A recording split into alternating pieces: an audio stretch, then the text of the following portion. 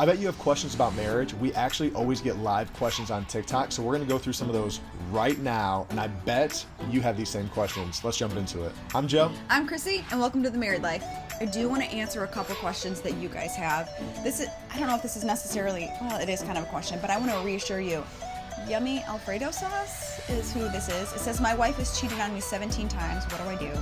How can I be good enough so that she doesn't have to? Listen, you are good enough. Her cheating on you is not your fault. Maybe there are some things in your marriage that you do need to work on, but there is an insecurity in her that you can't fix. She needs to figure out what that is and why she's doing it. But it has nothing to do with you not being good enough. There is no not good enough. People are people, and we are good enough.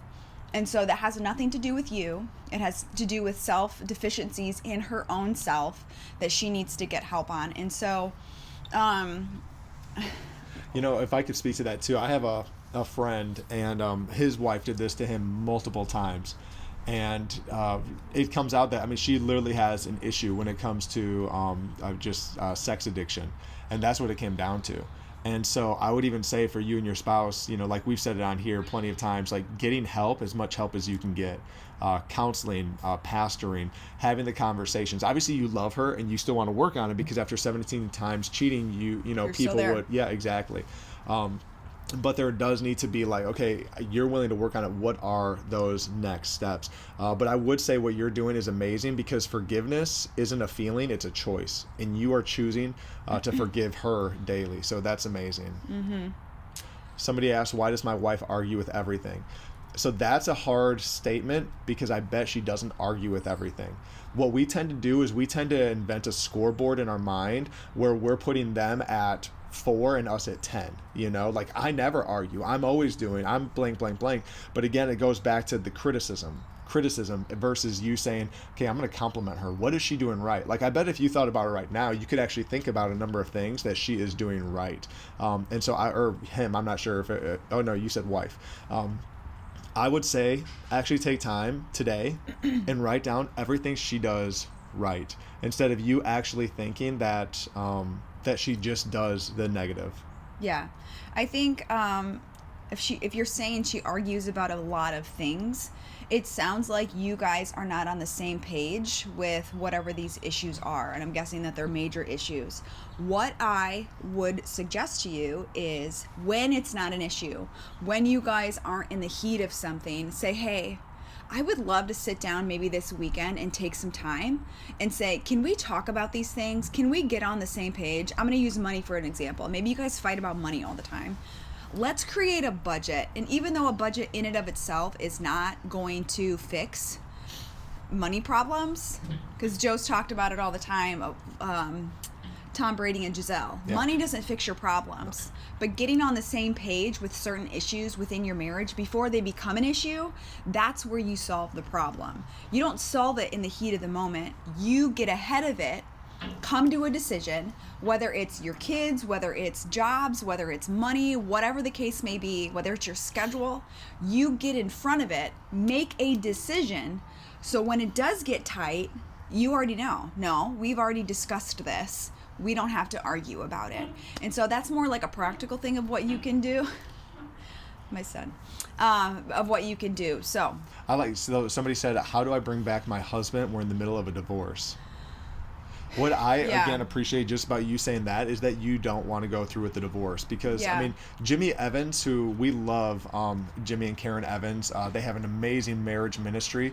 At one time when they were newlyweds, they were going to get divorced. Literally, I think he cheated on her. The night before the wedding. Yeah, just absolutely horrible. And so, and now they have the largest marriage ministry in the U.S. It's amazing what God can do in your relationship, even if just one of you are like, I'm going to keep pushing through. I'm going to keep going. I'm going to keep, focusing on it. And so whether that comes from you expressing more forgiveness, more gratitude, more conversation, more communication, having, asking them again if they would be open to counseling, asking him if he'd be open to coaching, asking him, it's like trying every single thing before throwing in the towel, Yeah, I think humility is going to be a big part here. I don't know who initiated it. That's good. I don't know if you both wanted it in the beginning and now you don't. I don't know your situation, but I do know that humility can do a lot in your marriage. When you can come to them and say, hey, like, I have been wrong, but I feel like we can really work this out. What would you say if we could give it another 6 months? Yeah. What would you say if we could give it another year? Now, and really try everything. Yeah. She did say he wants to continue through with the divorce. So here's the thing, and this is what's crazy about God, right? He gives us free will. And that's the thing. It's like you can't control somebody. Now, I'll tell you this. We have seen people that have gotten divorced and they learn how to forgive each other, reconcile, fall back in love, and get remarried. Yeah. Now, I would say you keep trying to work on it, but you can't control him. But I know one of the biggest things is if he has something going on in his life or in your relationship that he sees, the biggest thing isn't an I'm sorry, but it's action. Action speaks louder than words. So if there's something he might want to see, the actions change. Somebody said, my wife doesn't allow me to go to the gym. I'm gonna speak up. Well, my wife doesn't allow me to go to the gym after work. I'm going to assume a lot of things here, okay? I'm a stay-at-home mom, and he works out of the home. And so if he wants to go to the gym after work, my initial thoughts are like, are you kidding me? I've been home with the kids all day. Like, I'm gonna lose my crap. I need you home. One of these kids are gonna die today. That's not every day. But I'm just gonna assume that's probably where her mindset is. So, Joe has in the past, we have a little bit of a different schedule now, but before, when he was like working for other people and he couldn't work out in the middle of the day or do this, what he would do is if working out, so this is for you, if working out is that important, what he did was he got up at 4 a.m. and he went and worked out. And he got all of his stuff done that he needed to do for himself because it was very important to him. And he wanted to be with the kids before they went to school and all that kind of stuff before he went to work. He would get up every single morning at 4 a.m., go to the gym, and he would be back by breakfast. You would be back before the kids were even awake. Mm-hmm.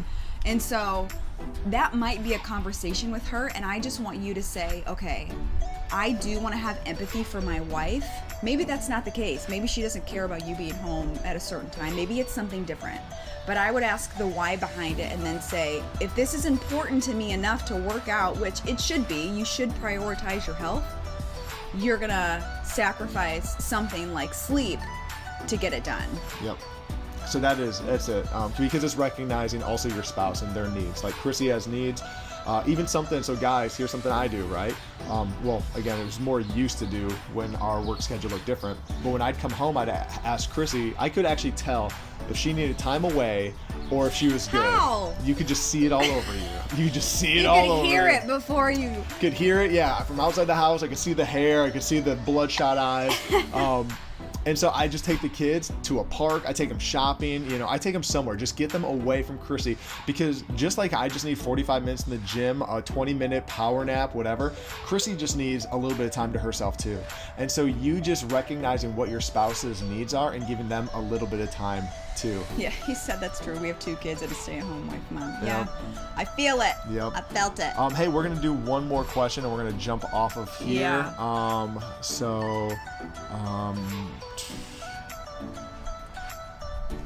If you get a divorce, all you're doing is trading their bad things for someone else's. That's not necessarily true. I mean, but I think what he's saying is like every person is going to have bad qualities. Yes, that is true. I think that's what you said. Yeah. Someone the other day, they were talking about divorce and blah, blah, blah, and relationships and how horrible they are. It's like, well, that's like you saying like you got food poisoning one time at a restaurant, you're never going to eat again. It's like, doesn't mean you're not going to try to have a relationship again. Hey, if us answering those questions helped you out, hit that subscribe button now. Matter of fact, you can even comment some questions below so we can actually help you right here on YouTube.